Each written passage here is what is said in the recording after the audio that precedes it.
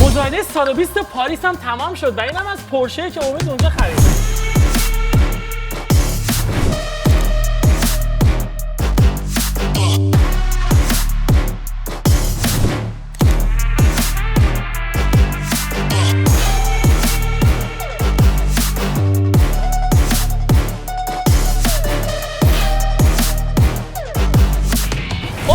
هدیه برای منه دیگه، درسته؟ قابل نداره ولی در از فروختن ماشینا. بهت گفتم هیچ وقت با ایران ویدیو میگیری نگو قابل نداره. کلیدش کو.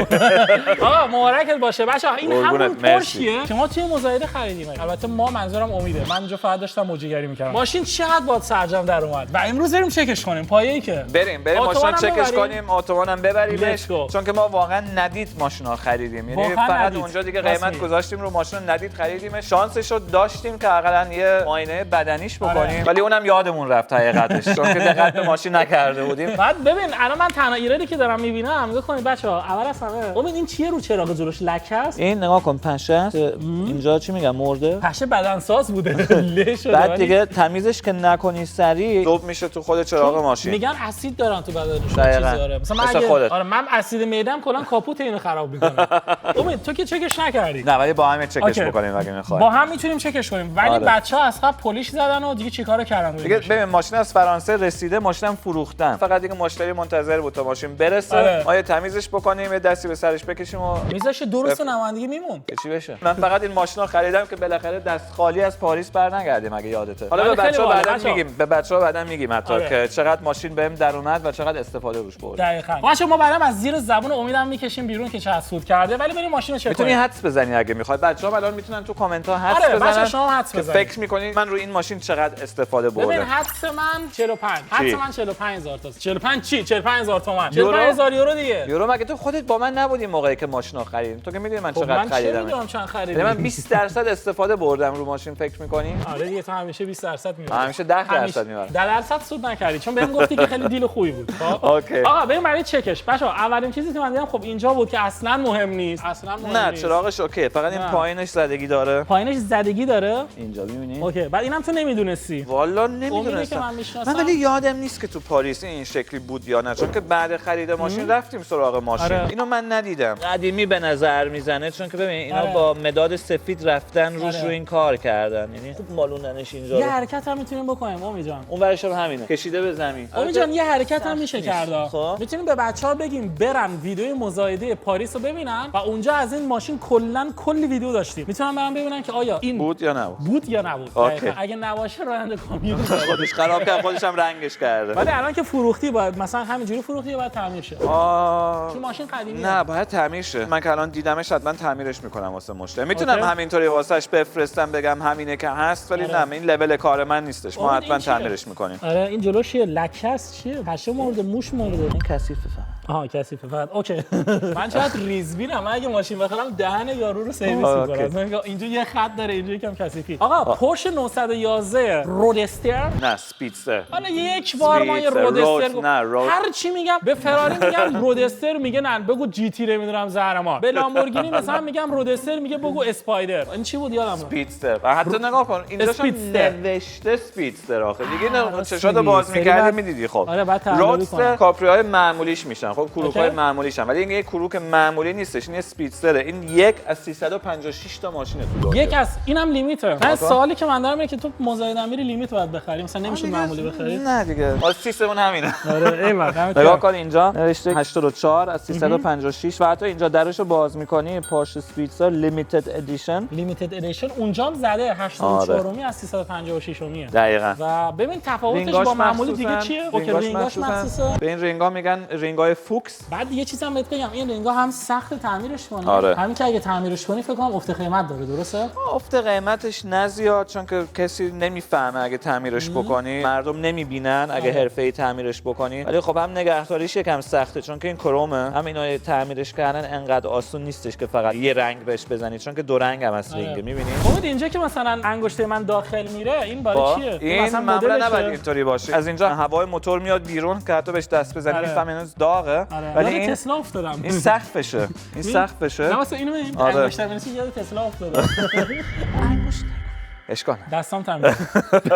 ولی ببین این عادی نیست، این یکم فاصله داره، این نباید اینطوری باشه. ما تشخیص دادیم که قفل سقفش خرابه. یعنی قفل سقفش هم خرابه. آره. بعد اینو ما تا روز مزایدم نفهمیدیم. نه دقت هم نکردیم. بعدش هم که رفتیم سراغ ماشین ندیدیم، ولی الان که رسیده نمایشگاه من اتفاقا 2-3 روز پیش ازش رد شدم، دقت کردم دیدم این سقفش درست بسته نیست. به بچه‌ها گفتم سقف ماشین درست بسته نیست، که گفتم باشه چک می‌کنیم. و الان که ماشینا آورد واسه ویدیو گذاشت اینجا، دوباره پرسیدن سقفش درست بسته شد، گفت نه سقفش خرابه قفلش. اوکی. قطعات سفارش دادید؟ آره سفارش دادیم، یعنی به پرش گفتیم که احتیاج داریم ولی پرش هنوز تایید نکرده. چون ماشینم قدیمی هست. ماشین قدیمیه، لیمیتد یکم سخت قفلشو گیر آورده ولی مطمئنا گیر میارن. اینجا یه زدگی داره. قشنگ نمیدونم معلومه نه ولی یک تیکه از رنگش پریده. یک کمی آره. ببینم سقفش اصلا چه شکلی باز و بسته میشه. من تا حالا خودم سقف ماشینو باز و بسته نکرده بودم. وای بچه‌ها یه جا من امید گیر آوردم. چالش بعدی باز و بسته کردن سقف‌های ماشین مختلف امید. بلدی قشنگ یا نه؟ من میدونم که کروک دوست نداریم. نه زیاد. چالش باید بگیرم. این وسط دکمه است کلوز. میزنم رو کلوز حالا. چیزی میشه؟ هیچ نمیشه. خب بزن رو اوپن. خداییش من آدم مثل این بشر ندیدم. مثلا میره مزایده پاریس، بعد این پشت رو بچه‌ها ما قبل از اینکه مثلا بخواد بیاد روش بیت بده، ما همین ماشینا رو دیدیم ظاهری، ولی من اصلا حواسم به اینم خودش هم نبود. همین جوری یهویی اومده روش بیت داده خریده. حالا میگه آره سقفش خرابه، اینو اوکی حالا اوکیش می‌کنیم. حالا سقفش هم نمیدونه جوری باز میشه. خب نمیدونه دست فشارش بده. چی رو کنم؟ سقفو هول بدم از سمت بالا؟ آره نمیشه. هول بدم پایین بازم نمیشه. اوکی الان شد یه ذره. بدم بالا. بدم بالا. بده بالا. اوه شبیه اسباب بازی میمونه. من بچه بودم یه اسباب بازی داشتم دکمه‌شو که میزدم. حالا می‌خوای داستان بچگیاتو تعریف کنی یا کمکم بکنی؟ من هر دو تاش. امید چقدر داخلش تمیزه. تمیز کردن دیگه بچه‌ها. آره. بعد این چیه؟ این صندوق عقب ماشینه. واقعا صندوق عقبشه؟ این صندوق عقب دیگه آره. ببین این مدل‌های اسپیدستر طوریان که خیلی کلاسیکن خب. یعنی آدم باید خیلی کاراشو خودش بکنه روی ماشین. یعنی ما باید اینجوری بلندش کنیم و بذاریمش اینجا. حالا بیا این سقف اینطوری، حالا اینا دوباره باید هول بدیم. اوکی؟ مواظب دستت باش. اینو بعد فشار بدم. اینجا قفلش خرابه. این همونجاست که قفلش خرابه درسته. این معمولا این الان میاد روی اینطوری میشه و اینم وای میسه. اینا ماشین پشتمون که تو مزایده خریدیم. اینجا می‌بینی این خرابه در حال حاضر به خاطر همین کامل بسته نشده. اینو باید تعمیرش بکنیم. مثلا یه قطعه مثلا شاید 1000 یورو خرجش باشه. ولی باید ببینیم مثلا چند روز طول میکشه تا همین یه دونه قطعه بیاد. حالا یه سوال ازت دارم. ماشین مزایدی می‌خری از این به بعد؟ آره بابا استفادهش خوب بوده اشکال نداره. اوکی استفادهش خوب بوده. اوکی بریم دوباره. من نظرم از 20% میارم بالاتر. اینا دوباره بستیمش. این بسته شد. حالا اینا دوباره میاریم سر جا خودش. اینا بود از قبل آخر داره. نه این تو بودی. نه بابا ببندیم. آره مواظب انگشتات باش. این که از قبلش بدتر شد. الان دیگه فقط انگشت نمیتونی بکنی تو. الان پاتم میره. اینجا راست میگه پام میره. پاتم میره.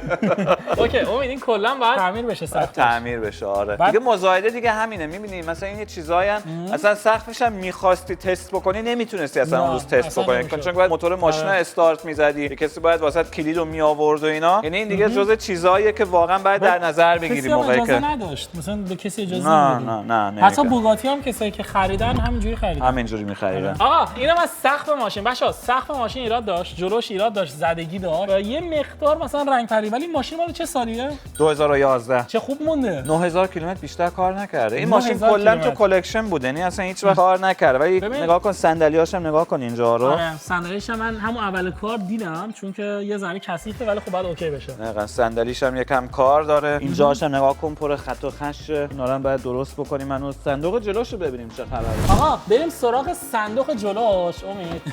من باز کن دیگه. وایسا یه ثانیه. صندوق پرش عادت نداری خیلی وقت باز نکردی صندوق پرشو درسته؟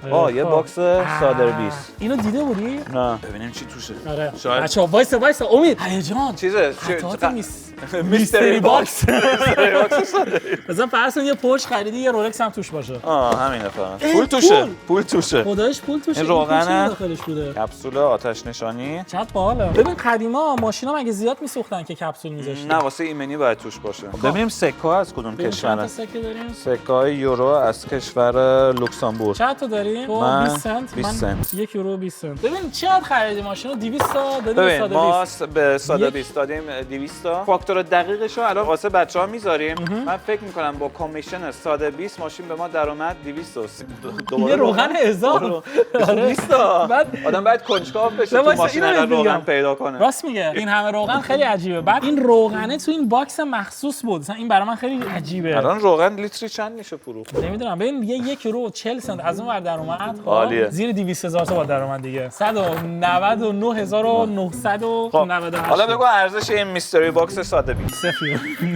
نه 20 یورو. روغن فکر کنم لیتر 20 یورو باشه دیگه. کیفش بگو اصلا 50 یورو. کیفش 50 راست می چرمش هم چرمه. 50 یورو کیف، 20 یورو پول روغن. 70 تا. 20 یورو یه روغن دیگه. بزنم پره. آره پره. خب 90 تا. 90 تا این هیچی نباشه 100 یورو پولشه. 100 یورو بابت مگه از پورشه؟ من بابا پورش باشه آره. انداختن بهت بابا. من همینا میخرم 10 یورو. من میگم این 100 یورو. ببین 40 یورو روغن، 40 یورو روغن، 140 یورو. 50 یورو چرم، 190 یورو. اینم بالاخره این مثلث چی میگن؟ ایمنی. از اونها که دهقان فداکار داشت جلو قطار گرفت. اینم 10 یورو 200 یورو به اضافه 1 یورو 40 سنت 201 یورو 40 سنت تو این میستری باکس ما پیدا کردیم. از 99% ایرانی‌ها که میستری باکس باز میکنن ما بیشتر درآوردیم. ولی من صندوق جلوش خیلی جا داره. قبول داری؟ آره خیلی اوکیه. این چی بود الان باز کردی؟ مگه من به تو نگفتم انگشتی ترجیح نکن؟ نه من اینو همیشه به تو میگم اتفاقا. البته ماشین خودته میتونی انگشتی ترجیح اوکی. آدم تسلا داشته باشه انگشتشو کجاش میکنه؟ انگشتشو یه جا دیگه شون اتوپایلوت داره حوصله‌اش سر میره. من میخوام داخل ماشین بشینم. اجازه است؟ بفرمایید. نرم بشینم بگی انگشت نکن، دست نکن، چرمو خراب کردی. این چرم ایراد داشت. بفرما. این چرم بیا ببین امین. این چرم ایراد داشت. نه اوکی. میدونم که این چرم ایراد داشت. آها بریم داخل ماشین رو تست کنیم. بچه‌ها پورش 911 امید ماشین 14 سال الان قدیمی. 14 سال قدیمه ولی اصلا بهش نمیخوره. واسه این واقعا مدرن و خوشگل میزنه. ببین این کیلومتر پورش اکثر پورشه که من میشناسم اینجوریه. قبول داری بچه‌ها؟ کیلومترشون همیشه 5 تایی خوشگله. بود البته راست میگی. مخصوصا پانامرا جدیدن دیجیتال ولی پانامرا خیلی واقعا هنوز آخرین نسله که واقعا همه چیش هنوز آنالوگ بود و دقت کردی که پورش همیشه دور موتور رو وسط میذاره. آره چرا؟ دیگه جزء فرهنگ پورشه که میگن دور موتور از سرعت مهمتره. آره. یک این دو این که کلیدو همیشه میزنن سمت چپ. بچه‌ها ببینید کلید ماشین همیشه پورش همیشه اینجاست. مثل من سوار پورش شدید یه روزی تو عمرتون نگردید دنبال جا کلیدی. مثلا این ور جا سوئیچی تو فرمون آره یا زیر فرمون یا زیر صندلی. این توضیح بده چرا سمت چپه؟ چون که من یه بار توضیح دادم. سری باید سوار بشن تو پیست. قبلا مسابقه ماشین که میذاشتن راننده‌ها مثلا واسه استارت تو ماشین نبودن. بیرون ایستاده بودن. بعد موقعی که استارتو میدادن همه میدویدن تو ماشینا و میپریدن تو ماشین و چیزا همزمان مینداختن تو سوئیچ. الان داستان اینه که ببین اگه سوئیچ سمت راست باشه که راحت‌تره. به خدا من راحت‌ترم سمت راست. این دیگه جزء کالچر یعنی چی؟ فرهنگ. آفرین اوکی. کیو چه؟ فرهنگ کالتری. خیلی باحاله دیگه پورشه دیگه. این پیدیکی که نوشته یعنی چی امید؟ گیربکس ماشین پیدیکه. دو تا کلاچ یعنی داره. برندشه؟ اتوماتیک دو تا کلاچ داره. کلاچ چرا نداره پس؟ پورشه دوپل کوپلونگ دو تا کلاچ. نداره. نه اتوماتیک دو تا کلاچ دنده اتوماتیک. گیربکس اتوماتیک.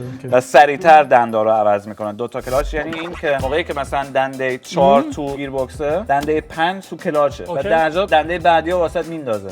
اوه چقدر باحاله. آره. یه استارت بزنم. فکر میکنم اینطوری باشه. یه استارت بذارم. واه ببین الان که داخل میشینی صداش خیلی باحال‌تره. بچه‌ها نگاه کنید. من تو زندگیم شانس نداشتم. نکنه ریدی به دیوار جدیدمون. کلا سیاه شده. بچه‌ها این ویدیو رو ما همینجا قطعش می‌کنیم و دیگه ببینیم دیوارا چه بلایی به سرش آورد. نه اوکیه. حاجی یه جوری گفتی سیاه شد. ما گفتیم دیوار چی شد سیاه شد. چون من این بلا رو چند دفعه به سر دیوارامون آوردم. می‌خواستم در برم. ساوند چک می‌کنن. منم می‌خواستم واقعا در برم. این استودیو جدیده. بریم تو ماشین داره توش تست می‌کنه. بریم تو ماشین. به خدا می‌خواستم در برم. همین چرا این کارا رو می‌کنید؟ نه من فقط دلم واسه این سوخت چون که دیواره تازه چند روز پیش رنگ شده. اتفاقا تو اون موقع پیشم بودی که داشتیم استودیو رو می‌ساختیم که بچه‌ها این استودیو جدیده. ببین من پیش اومدم اینجا این استودیو اصلا نبودش. اصلا دیواراش کلا آهن بود. اگه یادت باشه آخر ویدیو اینجا ایستاده بودیم و هنوز دیوارا رو تازه داشتن درست می‌کردن دورمون. امید جان بریم یه دور باش بزنیم تو خیابون. منم راننده باشم. بریم. ببین راننده مجانی دیگه چی می‌خوای؟ یه لیموزین می‌خوایم واسه این کار. می‌خوای بشینیم تو BMW 700 بشین حال کن. الان بارون هم داره میاد سقفش هم که بسته نمیشه خیلی حال میده. عالی. اصلا واقعا روزمو ساختیم. بیا بریم. پورش آقا پورش به قول آلمانیا میگن پورش یا نه آلمانیا میگن پورش.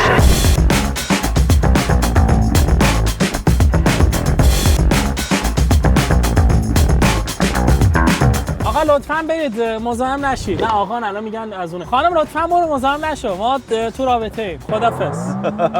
خب امید جان مهران جان ببین اینجا آلمانه. نیم ساعت پیش اینجا تگرگ زده. خیابونا خیسن، بارون داره میاد. ما هم سقفمون بازه، چه حالی داره میده. یعنی من گاز ندم دیگه. یکم کمتر گاز بده. ببین ولی چقدر فرمون ماشین سفته. خب پورش دیگه. آقا خداییش فرمونش خیلی سفت. همه پورش اینجوریان؟ نسل 997 داره. امید ولی واقعا آدم حس میکنه اولتایمر سوار شده. خیلی باحاله. اولتایمر نیست. 14 سال بیشتر کار نکرده. اگه 14 سال اولتایمره تو دیگه با 28 سال. من 28 سالمه. 28 سال دیگه. من که پدر بزرگم. عتیقی تایمری. الان تو چی هستی با 38 سال؟ با 38 سال من دیگه. تو دیگه پدر بزرگ. دیگه تو دوران بابا. اگه تو 10 سالگی بچه دار میشد من میتونستم بچت باشم الان. آره چه بد خب تو 10 سالگی نمیشد. آره فکر کن. ببین دست به فنیم خوبه، دست به آچارم خوبه. مثلا دست میذارم به یه چیز خراب میشه ولی من درستش میکنم. خب عالیه. خرابش می‌کنی بعد درستش می‌کنی. یه گازی بده. یه گاز بدم؟ واقعا گاز بدم؟ آره. پشت ماشین رفت فهمیدی؟ پشت ماشین یه ذره رفت ولی کلا ببین 100% حواسم بود. یه گاز دیگه بدم؟ یه گاز دیگه. 1 2 1000.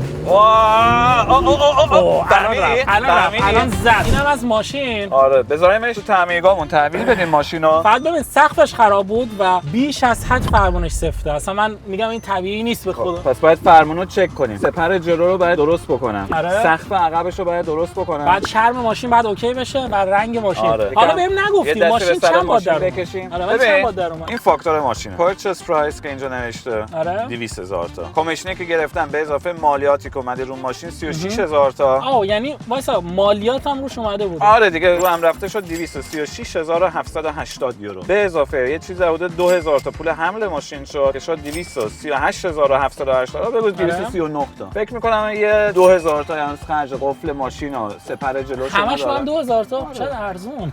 پر شد ما این کاره.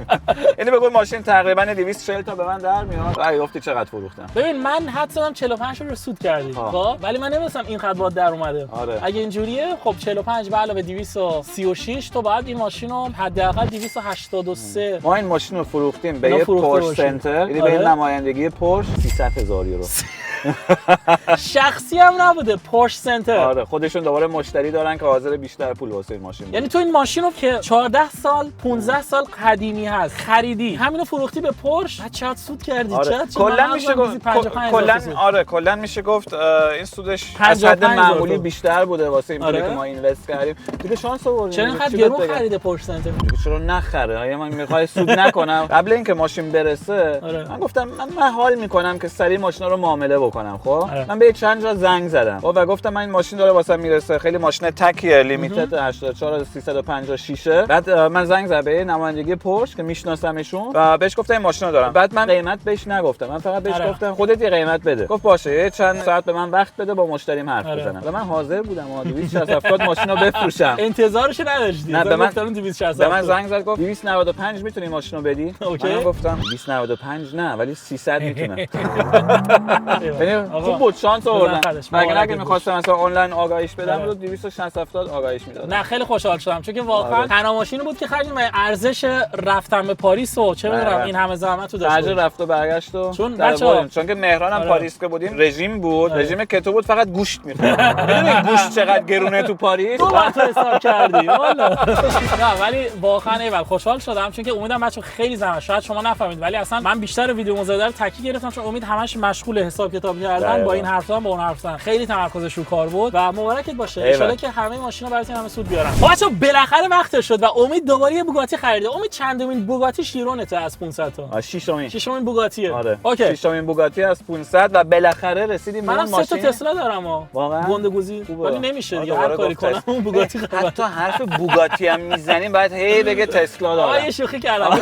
نه ولی بالاخره وقتش شد. این واقعا خودم من منتظرم از موقعی که چنل فارسیمون رو زدیم که بالاخره من بوگاتی رو بخرم، بوگاتی بعدی رو بخرم و باهاش بیافتیم تو اتوبان رو به فارسی تستش بکنیم. چون که این یه کاریه که فکر می‌کنم تا حالا کسی نکرده باشه. ایرانیای بودن امثال من خوشبین که خودش هم بوگاتی داره که ولی به زبان فارسی نکرده، به انگلیسی گرفته یا خودم که به آلمانی گرفتم با بوگاتی‌های خودم که داشتم قبلا، ولی تا حالا به فارسی فکر نمی‌کنن که کسی با بوگاتی تو اتوبان رفته باشه واسه یوتیوب ماشین تست کرده. ولی ما این حتما این کارو می‌کنیم، فقط منتظریم که این هوای کوفتی توی آلمان خوب بشه و الان هم نبینید هوای یه ذره ابریه. تا چند دقیقه پیش داشت تگرگ میزد. من ماشینم با تگرگ داغون شد اون بیرون. دوستتون دارم بچه، حتما کانالمون رو دنبال کنید و خدافظ دیگه. بای بای.